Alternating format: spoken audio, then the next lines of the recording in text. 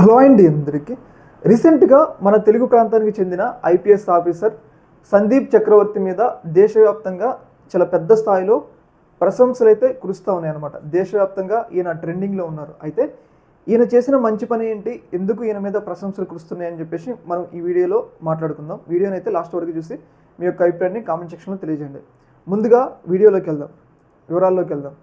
మనందరికీ తెలుసు, రీసెంట్గా ఫరీదాబాద్లో దాదాపు 2900 కిలోల పేలుడు పదార్థాలను గుర్తించడం జరిగింది. అయితే ఈ పేలుడు పదార్థాలు గుర్తించకపోతే మన భారతదేశంలో పెద్ద స్థాయిలో విధ్వంసం, పేలుడు, మనం ఊహించిన నష్టం జరిగేది. అంటే అంత స్థాయిలో మన భారతదేశానికి తీవ్ర స్థాయిలో ఇబ్బందికర పరిణామాలు అయితే ఎదురయ్యాయి. అయితే ఈ 2900 పేలుడు పదార్థాలని ముందుగానే గుర్తించడంలో కీలకమైన పాత్ర పోషించిన వాళ్ళల్లో మన తెలుగు ప్రాంతానికి చెందిన వ్యక్తి.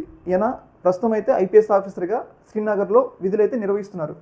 ఈయన చేసిన ఒక పని వల్లే దాదాపు 2900 కిలోల పేలుడు పదార్థాలను గుర్తించడం జరిగింది. ఆయన చేసిన పని ఏంటి అంటే, ఆపరేషన్ సింధూర్ తర్వాత జమ్మూ కాశ్మీర్, ముఖ్యంగా శ్రీనగర్లో కొంతమంది పాకిస్తాన్ ఉగ్ర సంస్థ జైషే మహమ్మద్కి సంబంధించిన పోస్టర్లు అయితే అంటించడం జరిగింది. ఈ పోస్టర్లో భాగంగా వాళ్ళు ఏం రాశారంటే, ఖచ్చితంగా భారతదేశం మీద పగ తీర్చుకుంటామని చెప్పేసి ఆ పోస్టర్ల మీద రాశారు.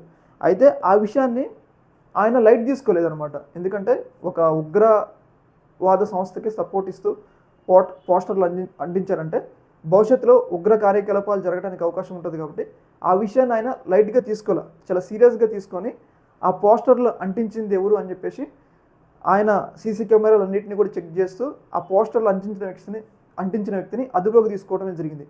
అదుపులోకి తీసుకొని ఇన్వెస్టిగేషన్ చేయంగా ఫరీదాబాద్కి సంబంధించిన డాక్టర్లు ఉన్నారు కదా, ఏదైతే రీసెంట్గా గుజరాత్ ఏటీఎస్ పట్టుకుంది కదా, ఆ డాక్టర్లకి సంబంధించిన వివరాలు అనేవి బయటపడ్డాయి అనమాట.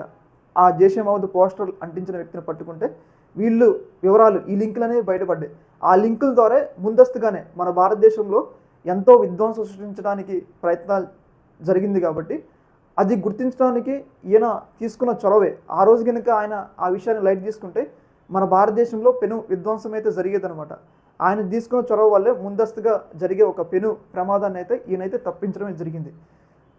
ఏదేమైనా కానీ ఈయన మీద దేశవ్యాప్తంగా ప్రశంసల వర్షం అయితే కురుస్తూ ఉంది. ముఖ్యంగా మన తెలుగు ప్రాంతానికి చెందిన వ్యక్తి, ముఖ్యంగా కర్నూలు ప్రాంతానికి చెందిన వ్యక్తి కాబట్టి మనకు కూడా కొంచెం గర్వకారణం. ఏదేమైనా కానీ ఈయన 2014లో ఐపీఎస్ అయి జమ్మూ కాశ్మీర్ రాష్ట్రానికి కేటాయించబడి అక్కడ విధులు నిర్వహిస్తున్నాడు.